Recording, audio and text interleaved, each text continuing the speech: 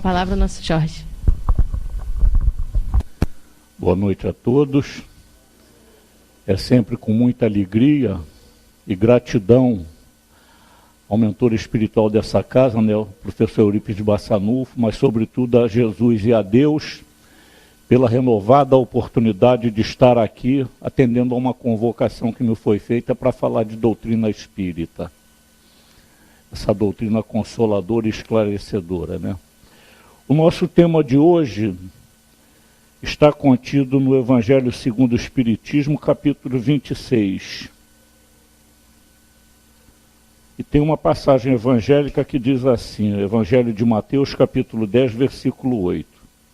Restituí a saúde aos doentes, ressuscitai os mortos, curai os leprosos, expulsai os demônios.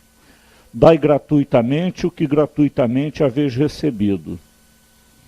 Então essa exortação de Jesus, essa recomendação, a gente tem certeza que foi dirigida aos seus discípulos, quando ele os colocou no caminho para divulgar o cristianismo, para divulgar a doutrina de Jesus, né?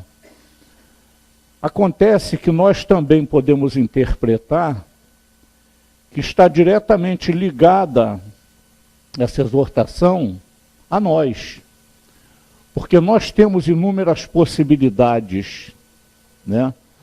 Nós fomos agraciados com dádivas que podemos fazer frutificar dando de graça, mesmo em não havendo-as recebendo de graça. Porque na necessidade da vida material, o espírito encarnado ele precisa prover as suas próprias necessidades. Então tem aquele que se forma em medicina, tem aquele que se forma em engenharia, tem aquele que se forma em odontologia, aquele que se forma em química, em física e vai por aí afora. Tem aquele que aprende a profissão de carpinteiro, que aprende a profissão de pedreiro, que aprende a profissão de marceneiro, que aprende a profissão de jardineiro e vai por aí afora. Por quê? Porque o homem precisa de um recurso profissional para poder suprir as próprias necessidades. Então é lícito que ele trabalhe para ser remunerado. O médico dá consulta para receber o valor pertinente à consulta. O engenheiro faz um projeto de engenharia para receber o salário correspondente àquele projeto. O arquiteto, idem. O dentista, ele trata dos dentes das pessoas para poder receber a paga pecuniária. Isso é necessário, porque nós temos necessidades materiais que só são supridas através dos recursos financeiros. Então, nós temos a convicção de que podemos trabalhar para obter remuneração própria. Agora, o que acontece é o seguinte: existem pessoas que tentam se formar em alguma coisa dessa e não conseguem, né? Eu vi uma história ligada à doutrina espírita de um jovem que ele ensinava, ele era tão inteligente que no curso ligado ao curso pré-vestibular, eu não sei nem se ainda existem esses cursos hoje, né? Existem hoje cursos para a pessoa faz para prestar pré-vestibular, para prestar vestibular. Ele era tão inteligente que ele se dispôs a ensinar os colegas dele de curso a dar reforço da matéria dada pelos professores aos colegas de curso. Acontece que ele dava o reforço às pessoas, as pessoas passavam no curso de medicina, que era o que ele queria, e ele não passava, né? E ele tentou várias vezes e nunca conseguiu passar no curso de medicina. Só que ele era espírita. Ele trabalhando numa mesa mediúnica, uma vez os espíritos falaram para ele assim: você deu muito trabalho a gente para ser reprovado nos cursos, no vestibular de medicina. Ele não era para ser médico, ele era para ser outra coisa, mas ele queria medicina. Então ele não ia passar em medicina nunca. Ele deu muito trabalho aos mentores espirituais para não deixar ele passar em medicina. Então vê que às vezes a pessoa não tem aquela destinação, né? É por isso que é interessante, eu me lembro que quando eu estudava, fazendo ginásio, um professor meu quis fazer comigo um teste de vocacional. E ele falou que eu daria para ser um excelente militar porque eu era disciplinado. Eu considero que eu sou realmente disciplinado, eu sou um excelente cumpridor de ordens, mas eu não tenho nenhuma capacidade de comandar. Eu não tenho capacidade de comando. Na empresa que eu trabalhei, eu assumi cargo de chefia um tempo, mas foi um desastre, né? A dificuldade que eu tinha de comandar era o seguinte, eu queria sempre fazer. Eu tinha dificuldade de orientar as pessoas para fazer, eu queria executar, né? Então isso não é bom para o cara que comanda, né? Para o cara que tem o cargo de chefiar, porque ele tem que saber delegar a feitura do trabalho, né? Eu não sabia fazer isso, eu queria executar. Então cada um dentro da sua função. Agora eu também não acho que eu seria um excelente militar, porque apesar de eu ser disciplinado, tem muitas coisas no militarismo que eu teria dificuldade para cumprir.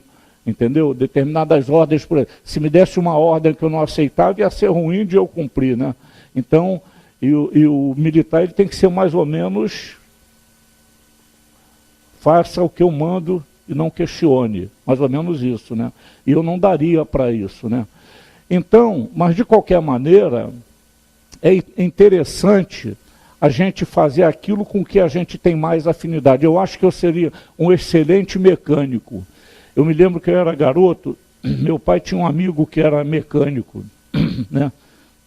E eu vivia na oficina desse amigo do meu pai.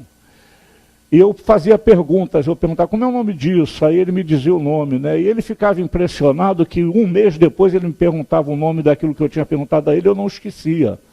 Aí ele chamou meu pai e falou, meu pai tinha um apelido de Bidula. Bidula porque de Abdala virou Bidula, que meu pai gostava de imitar árabe falando, né? E aí apelidaram-no de Abdala, aí virou Abdala, Bidula. Aí falou, Bidula, bota teu filho para aprender mecânica comigo. Aí meu pai, não, meu filho vai trabalhar de paletó e gravata. Mal sabe meu pai que era o que eu queria. Mal sabia meu pai que era o que eu queria. Eu trabalhei de paletó e gravata a vida toda, fazendo o máximo para fazer o melhor que eu podia, mas não era o que eu gostava. Eu acho que se eu tivesse aprendido mecânica, até hoje eu estaria trabalhando com mecânica, porque o exercício físico da profissão vai dando longevidade à eficiência física, né? Eficiência física que eu perdi praticamente toda. Então eu gostaria realmente de ter sido mecânico. Então, por que é importante a gente fazer o que faz, o que gosta? Porque fará com amor, fará com mais eficiência, mais capacidade, né? Então, de qualquer maneira, é importante a gente lembrar, por que eu contei essa história toda? Porque a gente, quando consegue fazer alguma coisa, atingir um objetivo, é porque teve a permissão divina. É como se tivéssemos recebido de graça a possibilidade de alcançar aquele objetivo, né? Então nós temos a obrigação de poder distribuir um pouco do nosso saber com as pessoas necessitadas, um pouco dos benefícios que podemos trazer com a nossa profissão para outras pessoas, dando de graça o que de graça recebemos. A gente vê isso na doutrina espírita, né? Talvez não tenha uma religião, uma corrente religiosa com mais eficiência no trabalho na caridade do que a doutrina espírita. Inclusive, muitas outras religiões começaram a trabalhar na caridade de distribuir alimento na rua, por exemplo, espelhados na doutrina espírita. Que eu me lembro que há 20 e tantos anos atrás, quando eu comecei a fazer trabalho de distribuição de alimento na rua, era pouca gente, né, Wanda? Era praticamente espírita. Depois começaram a surgir católicos, começaram a surgir diversas correntes religiosas ligadas ao protestantismo, e hoje se espalhou, se generalizou isso. Mas a doutrina espírita foi a grande incentivadora disso. A gente tem na casa pessoas que são formadas em odontologia, que vêm aqui prestar serviços gratuitos em determinados dias da semana. Temos médicos que vêm aqui prestar caridade em determinados dias da semana. São pessoas que estão praticando esse dai de graça o que de graça recebeste, apesar de não terem recebido de graça. Mas como eles puderam alcançar a possibilidade de se formar, eles se julgam no direito e no dever de dar uma retribuição em nome de Deus, né? Porque quando a gente trabalha no bem, a gente está trabalhando em nome de Deus. A caridade é um bem que se faz em nome de Deus, em nome de Jesus, sobretudo, né, que nos ensinou essas possibilidades. Então, o trabalho no bem, ele tem que ser incentivado e tem que ser buscado em todas as situações das nossas vidas. Eu não posso trabalhar com uma profissão, por exemplo, de nível superior, mas eu sei capinar, eu sei fazer móvel, eu posso ajudar uma pessoa a ter um móvel dentro de casa, eu posso ajudar uma pessoa a construir sua casa própria, se eu sou pedreiro, se eu sou marceneiro, eu posso ajudar a construir móveis. Se eu sou serralheiro, né? Tem serralheiro que trabalha com ferro, né? Construindo estruturas de ferro, como basculante, janelas desse tipo aí, isso é serralheria, né?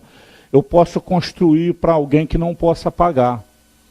Então, todos nós temos alguma possibilidade. Aquele que sabe uma profissão qualquer pode ensinar essa profissão a alguém ou pode trabalhar em favor de alguém que não possa pagar. Esse é o dar de graça o que de graça recebeste. É muito extensa as possibilidades dentro desse raciocínio. Porque todos nós temos alguma possibilidade em doar alguma coisa de nós em benefício de alguém. É só nós termos a boa vontade. Porque o orgulho e a vaidade é que nos impede muitas das vezes disso, a omissão, a indiferença, nós não nos preocuparmos com a situação de dificuldade do semelhante. Se eu me preocupar com a situação de dificuldade do meu semelhante, eu vou ter o ímpeto de ajudá-lo nas suas dificuldades, de livrá-lo daquela dificuldade, né? Isso tudo a gente sabe por causa da doutrina espírita. Que a doutrina espírita foi que reforçou em mim, por exemplo, aquele sentimento de receberás de acordo com a tua obra. Reforçou não, me fez entender isso, que eu não entendia nada disso antes. Quando eu era criança, eu ouvia dizer que Deus era justo, eu ficava com a pulga atrás da orelha, né? Vivia numa dificuldade danada, eu pensava assim, não sei que justiça é essa, né? Eu pensava com, eu não falava com ninguém não, né? Mas eu me espelhava na minha própria família as pessoas que viviam numa condição diferente da minha, que era de muita dificuldade, né? Então eu não acreditava na justiça divina, eu não acreditava, se eu não acredito na justiça divina, eu não acredito em Deus, né? Eu posso dizer com convicção que a doutrina espírita me fez encontrar Deus. Eu não tenho dúvida da existência de Deus. Eu não tenho dúvida que Deus é o Pai superior que nos estimula a todos os trabalhos no bem e que está disposto a nos esperar o tempo que for necessário para nós nos aproximarmos dele. Agora, nós temos que ter as nossas iniciativas. Nós temos que buscar esse Deus dentro de nós, porque Deus está na nossa consciência. É só questão de desenvolver essa consciência para entender esse Deus. A gente aí vai deixar de reclamar das coisas, vai deixar de dar valor às dificuldades, vai valorizar mais as benesses que recebemos, vai agradecer mais. O que eu costumo dizer é que nós, em geral, somos mal agradecidos, né? Um problema surge na nossa vida, nós fazemos um cavalo de batalha daquilo, um cavalo de Troia daquilo. Reclamamos daquilo, falamos naquilo sequenciadamente, às vezes várias semanas e vários meses. Tem pessoas que ficam com o mesmo problema até para sempre, não se livram daquele problema. Recebeu uma ingratidão, pronto, acabou a vida para aquela pessoa. Todo dia e toda a oportunidade que tem de se lembrar da pessoa que para ela foi ingrata para ela se desequilibra, né? E não é assim que a gente tem que raciocinar. A gente tem que entender, que é o ensinamento que a doutrina espírita dá, que a pessoa só age de acordo com o seu entendimento. Isso daí Jesus deu o exemplo para nós na própria cruz, quando ele falou assim, Pai, perdoai-lhes porque eles não sabem o que fazem. Jesus havia sido crucificado, estava no martírio da crucificação e pediu perdão por aqueles que o haviam crucificado, entendendo que eles não sabiam o que estava fazendo, que é verdadeiramente o que acontece conosco. Quantos de nós não cometeu algum ato equivocado, errado, com medo da prisão, com medo de ser punido? Quantos de nós? Quantos de nós deixou de cometer um crime em muitas oportunidades que a vontade veio com medo da punição? Né? Quer dizer, quando a gente sabe do resultado do ato equivocado, a gente não comete esse ato. E assim é. Então nós temos que nos espelhar nos ensinamentos de Jesus. É a lei do amor, a lei do perdão, a lei da caridade, a lei de causa e efeito. Foram as 3 leis fundamentais que Jesus veio nos ensinar. Lei do progresso, lei da causa e efeito e lei da reencarnação. Ele não disse na época claramente para nós essas 3 leis, porque nós não entenderíamos. Por isso que ele informou que para aqueles que acreditavam nele, ele pediria ao Pai que mandaria um outro Consolador que diria tudo o que ele tinha dito e muito mais, porque ele sabia que nós não tínhamos maturidade para quando ele falasse lei da reencarnação nós entendêssemos. Ele se limitou a falar muitas moradas na casa do meu Pai, para a gente entender, para no futuro que a gente ia entender que essa informação era que o universo é muito amplo e tem várias moradas no universo. São vários planetas habitados de variados níveis espirituais.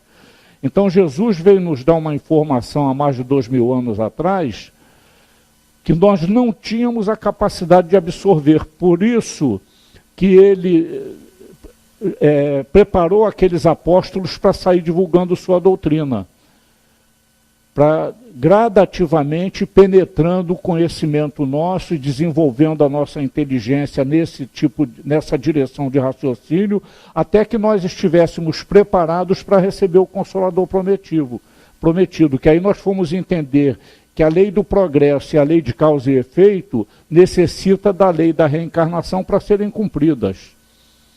Se não houvesse a lei da reencarnação, o espírito não progrediria.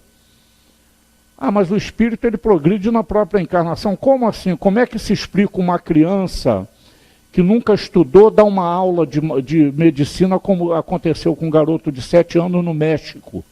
A coisa de uns 10 anos atrás. Surgiu um garoto no México fazendo palestras sobre medicina e ninguém sabia de onde ele tirou aquilo. Agora a doutrina espírita sabe de onde ele tirou. Ele tirou do próprio conhecimento dele, que veio aflorado para chamar a atenção das pessoas, que a finalidade de um fenômeno desse ser apresentado à humanidade é para que a humanidade desperte para a realidade da vida sucessiva. Como é que um espírito desse poderia saber aquilo tudo se ele não tivesse vivido existências anteriores? Isso é a comprovação inequívoca dessa possibilidade, né? Então Jesus aí nos proporcionou tempo para que nós viéssemos a entender. E até hoje nós ainda não entendemos a passagem que fala sobre o Apocalipse, né? O Apocalipse não, que fala sobre o juízo final. Quando ele diz assim, quando fizestes a um desses pequeninos, foi a mim mesmo que fizestes. Quando deixaste de fazer a um desses pequeninos, foi a mim mesmo que deixaste de fazer. Está lá. É tranquilo para a gente entender isso. A caridade tem que ser sem verificar quem, porque às vezes a gente pensa, fulano não precisa. A doutrina espírita nos informa que não existe ninguém tão pobre que não tenha nada a dar, como não existe ninguém tão rico que não tenha nada a receber. O pobre que não tem bens materiais para dar, ele tem muita consolação verbal pelo conhecimento que ele pode ter, muito esclarecimento para dar, muita consolação para dar, muito abraço para dar, aperto de mão, sorriso, calar a uma ofensa recebida. Isso é forma de doação da lei do amor. Todos nós temos essas possibilidades. Então, todos nós temos possibilidades para dar. Coisas que nós recebemos a doutrina espírita de graça. Nós não pagamos para receber a doutrina espírita. Nós travamos conhecimento com a doutrina espírita, evidentemente por algum compromisso assumido na esfera espiritual, mas todo o conhecimento que nós temos de doutrina espírita, nós temos a obrigação de divulgar. O Emmanuel diz que é uma das obrigações do espírita é dar o conhecimento da doutrina espírita às pessoas que não têm. Ah, mas as pessoas não aceitam, é problema dela. Eu costumo dizer o seguinte, porque eu tenho convicção, o espírito não esquece nenhuma informação dada a ele. Se a Wanda me ensinar alguma coisa que eu não sei agora, amanhã, como eu já estou com o cérebro meio enferrujado, eu posso olhar para a Wanda e não me lembrar do que ela me ensinou hoje. Mas quando eu desencarnar aqui, encontrar com a Wanda na esfera espiritual, eu vou lembrar do que ela me ensinou. O espírito jamais esquece uma informação recebida, uma orientação recebida. Daí é estupidez quando algum de nós abre a boca para falar assim, eu não tenho mais condições de aprender nada. Todo mundo tem condições de aprender em qualquer situação que se encontre. Se eu entender a informação dada, o ensinamento dado, eu aprendi. Eu posso esquecer amanhã, mas eu aprendi e isso fica arquivado na minha bagagem espiritual, no meu HD espiritual, que é meu perispírito, para toda a eternidade. A gente nunca mais esquece, porque se esquecesse, o espírito ia levar muito mais tempo para evoluir do que levaria normalmente. Porque ele precisaria relembrar todos os ensinamentos que recebeu de uma determinada época numa outra época. Ele não precisa relembrar disso. Quando nós voltamos à esfera espiritual, nós vamos ficar abismados com a quantidade de conhecimentos que temos e que não nos lembrávamos na esfera material, né? Apenas, evidentemente, nós não nos lembramos de tudo, não. Principalmente as coisas erradas que nós fizemos. Eu gosto sempre de mencionar esse livro. É o livro E a Vida Continua. Tem duas figuras nesse livro muito interessantes. A Evelina e o Ernesto. Eles vivem conversando, não acreditando que estavam desencarnados. Alguém aí já leu esse livro? Levanta a mão quem leu. Puxa vida, é um livro que ensina muito, talvez seja um dos livros que mais ensina a doutrina espírita sobre a questão da reencarnação, é esse livro. E a Vida Continua. O Ernesto e a Evelina pensavam que estavam doentes, internados no hospital, numa casa de saúde, mas eles já eram desencarnados mesmo, né? Até que um dia eles chegam à conclusão que estavam realmente desencarnados e vão tomar conhecimento, que é o que vai acontecer com todos nós quando nos encontrarmos na esfera espiritual, com a consciência de que estamos desencarnados, nós vamos tomar conhecimento da nossa programação reencarnatória daquela encarnação anterior e vamos tomar conhecimento dos erros e acertos que obtivemos na vivência carnal. Para, com esse conhecimento, podermos ter condições de programar uma reencarnação futura de melhor aproveitamento para a nossa evolução espiritual. Aí o Ernesto, depois que tomou conhecimento disso, ele quis tomar conhecimento de uma existência anterior àquela que ele tinha vivido como Ernesto. O guia espiritual dele falou, não, você não tem preparo para tomar conhecimento dessa existência espiritual. O que significa dizer que ele ia ter uma reencarnação futura sem ter nenhuma ligação com a problemática anterior dele. Ou seja, o que demonstra para nós também que nós precisamos de preparo para passar por determinadas provas ou até mesmo expiações, porque senão a gente não vence a correção, a gente fracassa no meio do trajeto, né? Então o espírito precisa de preparo para todos os sucessos da sua vida. É por isso que eu digo sempre o seguinte, eu admiro muito Chico Xavier, mas para eu ter a mesma condição espiritual de Chico Xavier, talvez para mim precise no mínimo de 500 reencarnações. Porque é fácil admirar o Chico Xavier, agora vai fazer como ele fazia para ver se é bom, para ver se consegue. A gente não consegue. Madre Teresa de Calcutá, Mahatma Gandhi, Abraham Lincoln, Nelson Mandela, a gente não consegue ser igual aos espíritos desses, porque eles já tinham o preparo necessário para ser quem eles foram. Nós os conhecemos de uma maneira como espírito já preparado para vivenciar aquela jornada que eles vivenciaram. Então nós temos esse conhecimento e temos o conhecimento também que para atingir aquela posição é o trabalho no amor que leva. Aí diz assim, mas antigamente o Nelson Mandela viveu numa vidas anteriores que não conhecia a doutrina espírita. Quem foi que disse? Quem foi que disse que ele não viveu, teve experiências até em outros planetas também que deram um entendimento maior a ele? E quem foi que disse que nós só aprendemos na vida material? A realidade espiritual, nós sabemos dela toda quando estamos na esfera espiritual. Se nós aceitamos a coisa e procuramos nos informar, a gente acaba aprendendo a lei de causa e efeito, acaba aprendendo na própria esfera espiritual, a lei da reencarnação é a lei do progresso. A gente descobre na própria esfera espiritual essa possibilidade. Agora, o espírito tem que querer, porque o espírito como se diz, desinteressado, ele não aprende. Tem um livro chamado No Limiar do Etéreo, de um tal de Arthur J. Findlay. Esse Arthur J. Findlay, quando ele começou a ler sobre doutrina espírita, ele resolveu fazer suas próprias experiências. Então ele contratou um médium que dava passividade a espíritos, e ele começou a fazer pergunta. Um dia surgiu um espírito, através desse médium, que ele perguntou para o espírito se ele já estava se preparando para reencarnar. O espírito aí falou para ele, eu não sei disso não sei o que é isso não.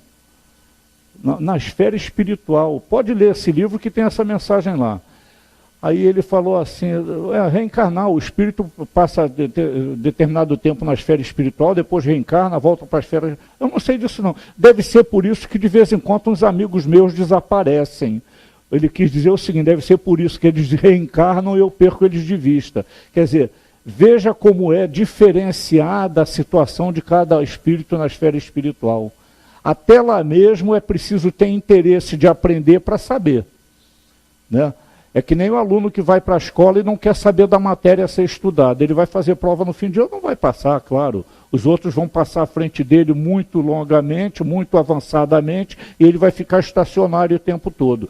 É necessário que nós nos disponhamos ao aprendizado, ao entendimento. E a lei do amor, e a lei do progresso, e a lei de causa e efeito, nos dá essa informação com plenitude de entendimento. Só não entende a lei do progresso, a lei de causa e efeito e a lei da reencarnação o espírita que não estudou ainda a doutrina espírita com profundidade. E quem não estuda a doutrina espírita com profundidade não encontra consolação nos momentos de amargura da vida. Porque todos nós passamos por situações de dificuldade. Todos nós passamos por momentos de dores, de sofrimento. Né? Então, nós só vamos ter entendimento dessas coisas com o estudo da doutrina espírita. É que nós vamos sedimentar a convicção que nada que nos acontece está desproporcional às nossas necessidades. Aí eu volto a citar uma coisa que eu já citei aqui muitas vezes, do desencarnado vice-presidente José Alencar. Né? Aquele tinha uma convicção danada dessa possibilidade, dessa coisa de... Por isso que ele só vivia sorrindo. Eu nunca vi o José Alencar aparecer na televisão sem um sorriso na face. Nunca. Ele estava... Aí, quando ele fez a 9ª cirurgia, porque ele tinha um câncer, né, que estava sempre... Fazia uma cirurgia, passava para outro lugar. Um repórter foi no hospital para entrevistá-lo. Ele veio atender o repórter numa cadeira de roda e já veio sorrindo, né? Parecia que ele gostava da televisão. Ele, quando via a televisão, a filmagem ele vinha sorrindo. Aí o repórter perguntou para ele, Sr. José Alencar, o que lhe deu coragem para fazer essa 9ª cirurgia, para se submeter a essa 9ª cirurgia? Aí ele deu uma aula, viu? Aula que muitos espíritas não sabem dar. Ele falou assim, não foi questão de coragem, foi questão de lógica. O médico me falou que se eu não fizesse a cirurgia, eu não durava nem um mês. E se eu fizesse a cirurgia, eu poderia durar mais uns 3 meses, pelo menos. Como eu não quero durar só um mês, eu resolvi fazer a cirurgia. Aí ele falou assim, mas não é porque eu tenho medo de morrer não, hein? Porque se eu morrer, é Deus quem quer. E se Deus quiser que eu morra, é porque é o melhor para mim. Que aula, né, de espiritismo, né? Eu não sei nem se ele tinha religião. mas ele deu esse ensinamento. E a maioria de nós, eu já vi muitos espíritas dizer que fulano não podia ter passado por aquela dificuldade porque era um trabalhador do bem. Quem foi que disse que o trabalho no bem livra a gente de dificuldade? Não livra não, apenas ameniza a dificuldade. Ameniza. É que nem uma história que tem, a mulher, o espírito reencarnou para perder uma mão, por causa de erros que tinha cometido no passado, mas trabalhou no bem, ao invés de perder a mão, perdeu um dedo. Não é quem vocês estão pensando não, viu? Era uma mulher. Perdeu. Mas você vê como o espírito também é maledicente, né? Mas o entendimento é que nos dá consolação. A doutrina espírita é consoladora porque nos dá o entendimento. Tem uma ideia que Kardec disse que a finalidade da doutrina espírita é fazer pessoas melhores. Transformar pessoas para melhores. Agora, as pessoas só se transformam para melhor pelo entendimento. Por que eu tenho que me tornar melhor? Qual é a vantagem que eu vou ter com isso? A vantagem que eu vou ter com isso é que eu vou me tornar um espírito superior, eu me tornando melhor. Quanto melhor eu me tornar espiritualmente, intelectualmente, melhor eu vou me tornar, mais evoluído eu vou me tornar. Né? Agora, tem um detalhe importante. A moral só é desenvolvida depois do desenvolvimento intelectual. É por isso que o estudo é fundamental. O espírito tem que estudar tudo que estiver ao seu alcance, não só a doutrina espírita não, mas mesmo na área particular, na área intelectual mesmo, na área de formação profissional. Tem que estudar o melhor que puder estudar.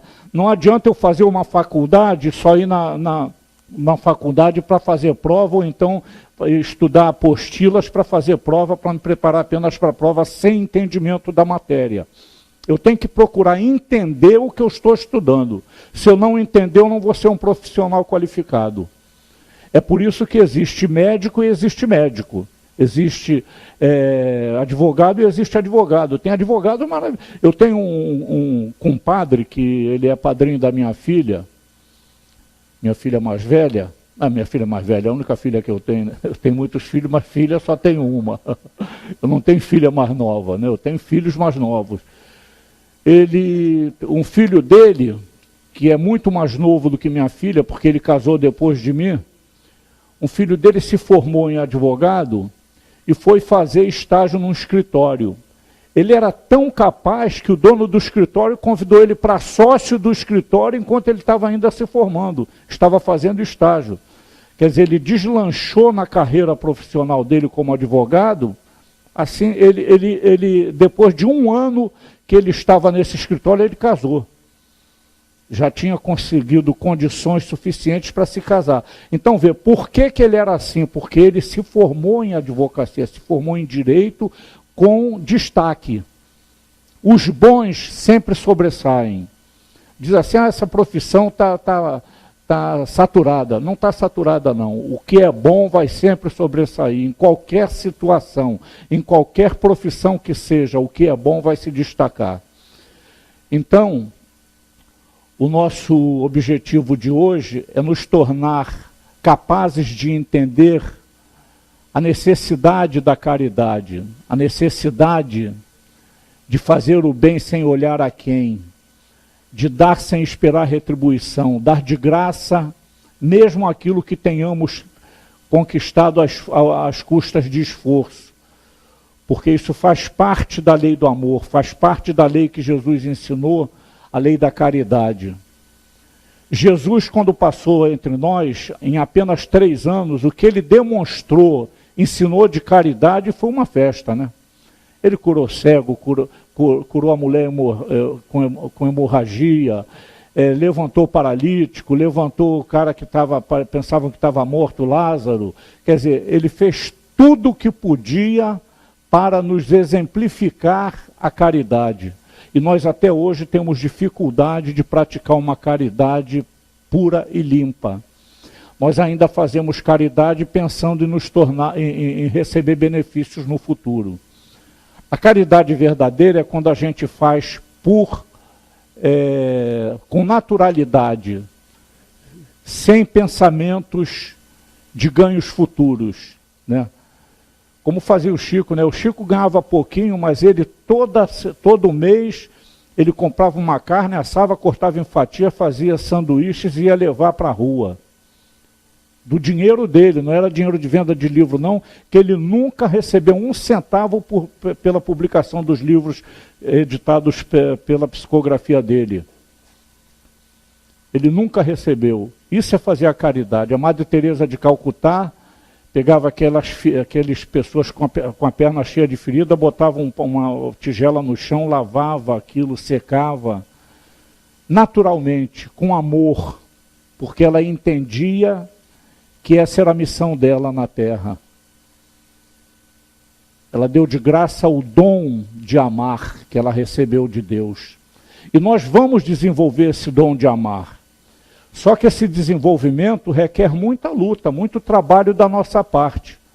O exercício da caridade é que nos vai dar a condição de fazer a verdadeira caridade. Eu me lembro, a primeira vez que eu fui distribuir alimento na rua, a Wanda fazia parte do grupo, eu olhei assim, digo, quanto vagabundo, meu Deus, né?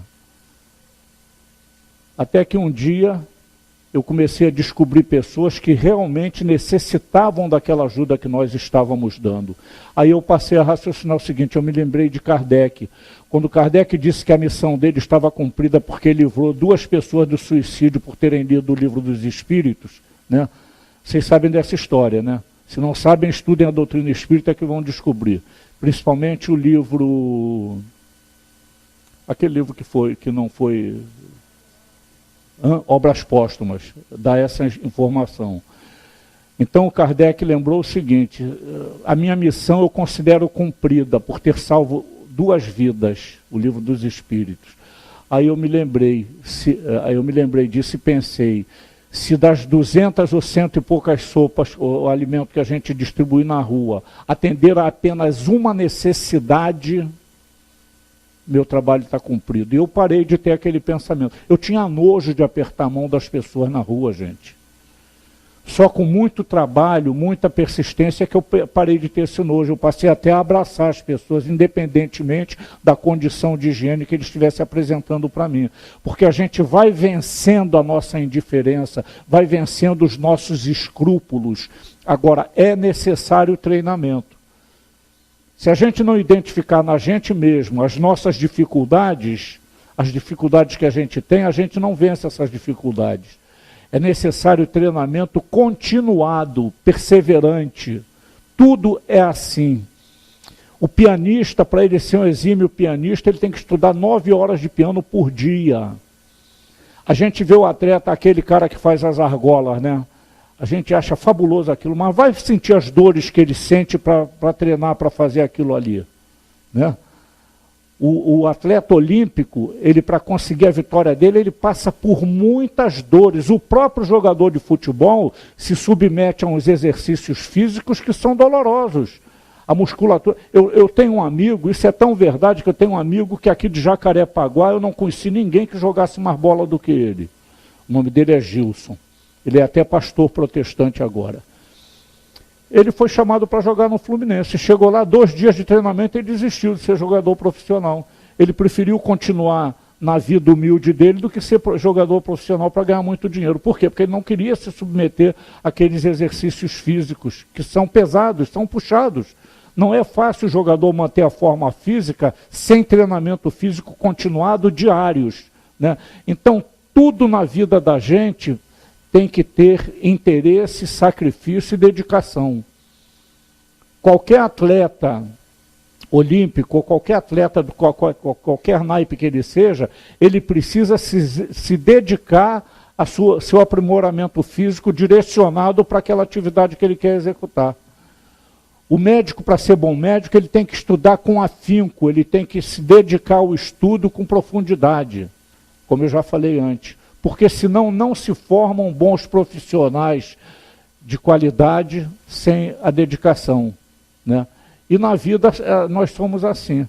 Nós queremos nos dedicar à doutrina espírita, aprendamos a fazer a caridade, cultivemos essa doutrina consoladora e procuremos aplicar todos os seus ensinamentos no nosso comportamento diário. Eu não consigo ainda, viu?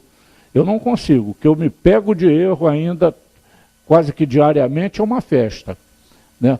Mas eu já me esforço mais do que me esforçava antes. Eu já identifico quando eu erro, antes eu errava e não identificava, eu já identifico quando eu erro. E é assim que começa o processo. Quando a gente começa a identificar os erros que comete, já é um sinal de progresso. Porque à medida que a gente identifica, a gente diminui a incidência desse erro na nossa jornada terrena. Então tudo é esforço. Tudo é esforço. Eu não vou me tornar um espírito superior se não me esforçar para me tornar melhor. É o que a doutrina espírita nos ensina, né? Então, dai de graça o que de graça recebestes. Nós recebemos a informação que é importante fazer a caridade. E fazer a caridade é dar de graça. Fazer a caridade é atender a necessidade do outro na medida das nossas possibilidades. Como eu falei antes, ninguém é tão pobre que não tenha nada a dar. Como ninguém é tão rico que não tenha nada a receber. A gente às vezes olha uma mansão e fica avaliando assim, puxa, eu queria ter uma casa, deve ser feliz quem mora ali. Quem disse? Quem é que está sabendo as dificuldades que aquela pessoa que mora naquela mansão tem? As preocupações que tem? Primeiro que nós não sabemos com que artifício foi adquirida aquela mansão, né? Nós não sabemos os recursos utilizados para aquilo. E segundo que cada um de nós tem os seus problemas íntimos e particulares, espirituais inclusive. Nós não podemos querer levar a vida do outro, nós temos que viver felizes com a vida que nós temos. Eu tenho que agradecer a Deus pelas possibilidades que Deus me deu, e não querer as possibilidades que o outro tem, que eu julgo que sejam maiores do que as minhas. Porque cada qual estamos no nosso patamar evolutivo, cada um de nós está no patamar evolutivo que lhes é peculiar, que lhes é próprio. Porque nós estamos caminhando na mesma direção, mas cada um de nós está num posicionamento particularíssimo. A espiritualidade nos informa que em todo o universo não tem um único espírito igual ao outro na questão de posicionamento na hierarquia espiritual. E olha que o universo não deve ser mole não, né? Não sei quantos zilhões de espíritos deve existir no universo, né? Que a gente não tem ideia do tamanho do universo. A gente tem uma vaga informação que o nosso entendimento não chega nem aos pés para podermos avaliar. Então nós somos incapazes de aquilatar a quantidade de espíritos que já foram criados por Deus, sabendo inclusive que Ele está criando continuamente. Deus nunca para de criar espíritos. A tendência, o universo como é infinito, tudo é infinito no universo, a expansão se torna infinita, cada dia se cria mais planetas, mais esferas espirituais, vai se nivelando gradativamente, então cada espírito está no seu patamar evolutivo. Eu não posso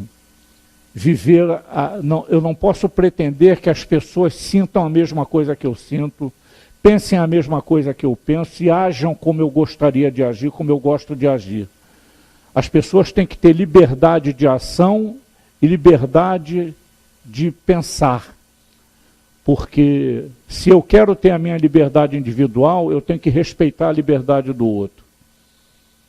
O ser humano só é feliz na medida em que ele respeita as diferenças, aceita as pessoas como são e procura ser melhor para o semelhante na medida das suas possibilidades. Aí a gente se torna feliz. Agora, querer alcançar um objetivo para nós inalcançável, que existem objetivos inalcançáveis? Existem. Objetivos materiais que eu estou me referindo. Existem muitos objetivos inalcançáveis. Eu, por exemplo, eu adoro um Camaro. Mas eu não sonho em ter um Camaro, eu acho um carro lindo um Camaro. Mas eu não sonho em ter um Camaro porque está fora das minhas possibilidades. Vou sofrer por isso? Não, não sofro. Eu tenho, como dizia meu filho quando era pequenininho, eu tenho um Fiat que me atende muito bem. um Fiat, o Renato falava Fiat. Eu tenho uma Fiatzinho Ideia, Palio, Ideia, que me atende muito bem, né? Sou feliz com o que Deus me proporcionou ter, agradeço a Ele todos os dias por todas as minhas possibilidades. Como eu falei antes, a gente é mal agradecido. A gente vê um problema, divulga aquele problema aos quatro ventos, acha que é o maior problema do mundo, que ninguém tem um problema pior do que o nosso. Mas a gente dificilmente se lembra dos benefícios diários que recebemos. Quer ver um benefício que todos nós recebemos aqui todo dia? Acordar de manhã. Uma nova jornada encarnatória. A oportunidade de dar um novo final à nossa vida. O Chico dizia, eu não posso voltar atrás e reformar nada de errado que eu fiz, mas eu posso, a partir de hoje, fazer um novo futuro para mim. Nós temos essa possibilidade a cada despertar de manhã. Cada despertar de manhã é uma oportunidade que nós temos de dar uma guinada de 180 graus, como deu Santo Agostinho na vida dele, quando ele descobriu Jesus, né? Santo Agostinho era um homem mundano, um homem da vida, gostava de gozar a vida. Quando ele entendeu o cristianismo, ele se transformou, eu não sei se pode dizer da água para o vinho, eu prefiro dizer da água para o mel, que eu gosto muito mais de mel do que vinho, né? Ele se transformou radicalmente, tanto é que ele foi um dos baluartes da codificação espírita, foi um dos espíritos mais importantes na codificação espírita, no trabalho junto com Allan Kardec, Santo Agostinho, né? Então, ele se transformou, porque ele viu, agora, é aquilo que eu digo sempre, ele se transformou porque ele já tinha preparo para se transformar.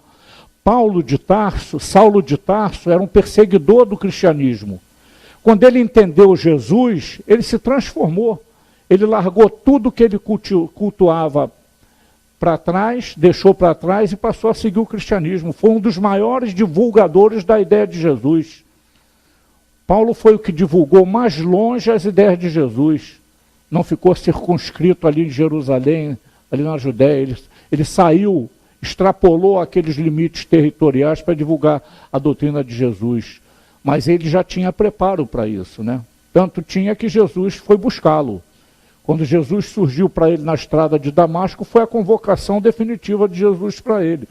Tanto foi importante que ele, quando viu a imagem de Jesus, que ele ficou cego, ele entendeu tanto que ele perguntou, Senhor, que queres que eu faça? O entendimento dele veio naquela cegueira provisória, né? Então, nós temos, cada um de nós, o nosso momento. Nós não precisamos, como se diz, invejar o posicionamento do nosso semelhante. Porque nós estamos com aquilo que somos necessários. Como eu disse antes, a primeira coisa que a gente tem que agradecer de dia é o despertar. Quem é de nós, acho que aqui talvez não tenha ninguém que não tenha um cafezinho para tomar de manhã com um pãozinho ou uma torradinha, né? É motivo de agradecimento. Um copo d'água que a gente ingira é um motivo de agradecimento. A refeição que nós temos na nossa mesa para satisfazer as nossas necessidades de alimentação física é um motivo de agradecimento. Agora, quantos de nós agradecem por essas coisas diariamente? Nós não agradecemos. Nós não temos o hábito de agradecer. Eu me lembro que um tio meu que era protestante, ele não fazia uma refeição sem agradecer, sem fazer uma prece. Quer dizer, ele agradecia muito mais do que eu. Eu hoje já agradeço, né? Eu estou falando isso porque eu tenho me esforçado. Por exemplo, eu chego aqui de carro. Quando eu fecho o carro ali, a primeira coisa que eu... Mentalmente, eu não falo alto também para não acharem que eu sou metido a besta, né? Porque tem esse também, se a gente demonstrar uma certa religiosidade, é metido a besta, né? Aí eu falo mentalmente, eu agradeço a Deus por ter chegado aqui sem nenhum contratempo. Quando chego em casa, a mesma coisa. Eu tenho me esforçado para orar mais, para agradecer mais a Deus. Principalmente com a convicção que eu tenho, que quanto mais isso eu fizer, mais ligado eu estou à espiritualidade superior. Quando eu penso em agradecer a Deus, eu estou atraindo para mim espíritos que me querem bem. Eu estou afastando de mim aqueles espíritos que querem a minha bancarrota, a minha derrota, né? Então, meus irmãos, o dar de nós É uma obrigação que nós temos frente aos ensinamentos de Jesus. Jesus distribuiu aqueles 12 apóstolos para divulgar a sua doutrina como um presente para nós, porque foram eles, principalmente os 4 evangelistas, que são os responsáveis por hoje nós conhecermos os ensinamentos de Jesus, que Jesus nada deixou escrito, né?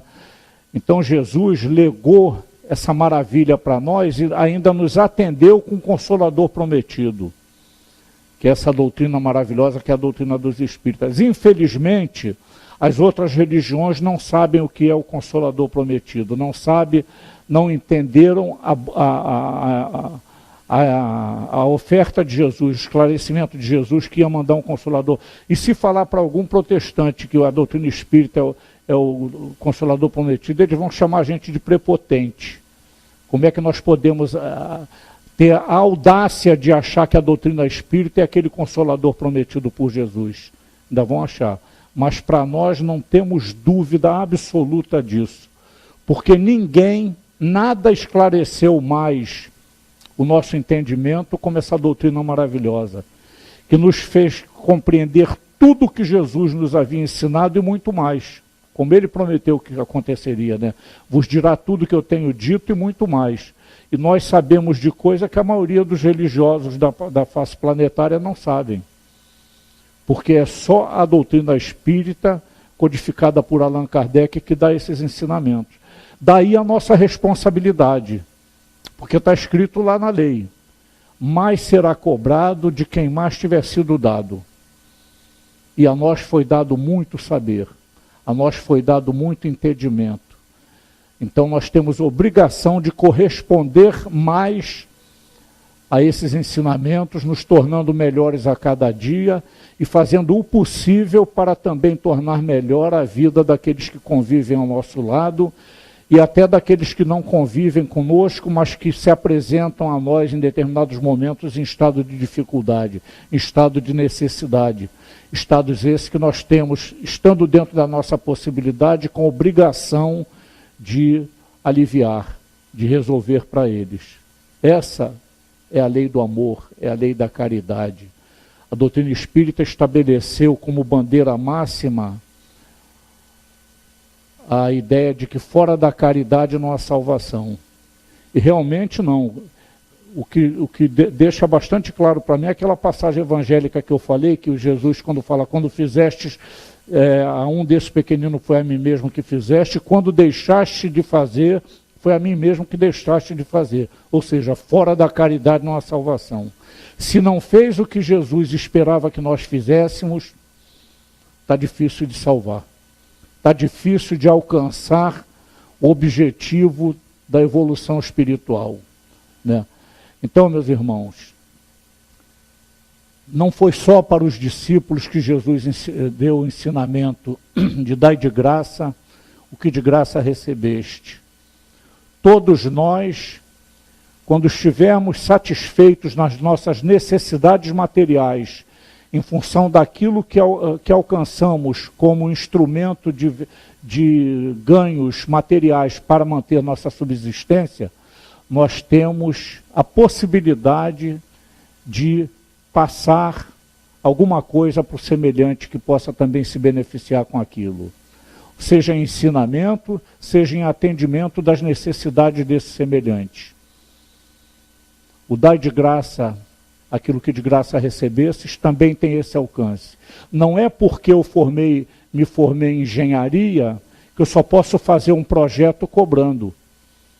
Eu posso fazer um projeto sem precisar cobrar para atender uma pessoa que não possa pagar o meu projeto, uma instituição que não possa pagar o meu projeto. Isso daqui foi construído. Engenheiros fizeram um projeto que construiu isso aqui sem cobrar nada. É uma casa de bênçãos que nos recebem aqui. Então, em todas as circunstâncias, existe a demonstração de que não é só cobrando que a gente pode fazer o trabalho para o qual somos formados. A medicina, como eu falei, tem os médicos que vêm aqui prestar caridade e atendimento de graça. Dentistas, psicólogos, né? Atende pessoas pela caridade, dando de graça o que recebeu pagando. Mas como ele teve a graça de pagar e alcançar o objetivo, é como se tivesse recebido alguma coisa de graça. Porque como eu falei no começo, muita gente quer se formar em determinada coisa e não consegue, né? Então, o simples fato de eu conseguir alcançar o meu objetivo estabelecido para a minha vida cotidiana, já me faz um ganhador das benesses de Deus, de Jesus. Tudo eu tenho que agradecer a Jesus. Tudo na minha vida eu tenho que agradecer. E se eu tenho a fartura na minha casa, posso não ter fartura, mas eu tenho abundância do mais do que seria necessário para mim, né?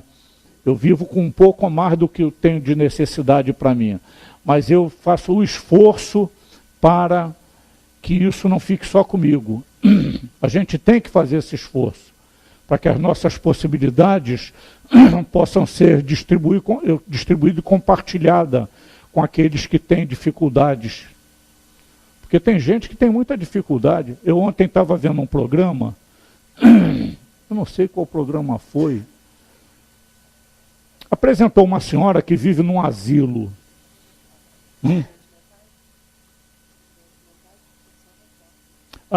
Tinha uma senhora que vivia num asilo, perguntou, a senhora queria sair daqui? Eu não, aqui é muito bom. Quer dizer, está feliz lá naquele ambiente que ela vive, né? A gente vê que é uma pessoa com dificuldade mental, mas ela está feliz onde vive. E as pessoas não precisam ter muita coisa para ser feliz. A pessoa só precisa ter um pouco das suas necessidades atendidas.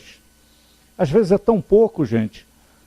Às vezes um aperto de mão a alguém que está estressado, está desequilibrado emocionalmente, é o suficiente. Um abraço, uma palavra de fortalecimento, de estímulo. Às vezes quando a gente diz para uma pessoa, se lembra de Deus e ora, isso pode ser uma ajuda impressionante, gente. Se a pessoa realmente se lembrar e orar, ela vai ter um alívio quase que imediato na sua dificuldade. Porque a prece é milagrosa. Nós é que não temos a fé suficiente para entender a eficácia da prece. Tem um espírito no livro Vozes do Grande Além, chamado Antônio Sampaio. Ele era espírita e se comprometeu de, quando desencarnasse, voltar contando, se fosse permitido, em que condições ele chegou na esfera espiritual, né? E ele falou assim, para se ter ideia da eficiência da oração, tem que se deixar o corpo de carne. Ele quis dizer o seguinte, que encarnados nós não temos a ideia da eficácia da prece. E a gente, quem já trabalhou em mesa mediúnica sabe disso, né? Porque o espírito necessitado, em dificuldade, quando ele é atendido, que vai ser liberado do atendimento, quando se pergunta a ele, que podemos te ajudar mais, ele sempre responde invariavelmente, continuem orando por mim. Aí eu pergunto, eu digo o seguinte, se a prece é boa para desencarnado, por que não é boa para encarnado também, né? É o entendimento que a doutrina espírita nos dá. Então, meus irmãos, vamos exercitar a nossa capacidade de fazer o bem, a nossa capacidade de dar um pouco do que temos em benefício daquele que não tem nada, ou que tem muito menos do que nós. Que Jesus nos abençoe e muito obrigado pela paciência.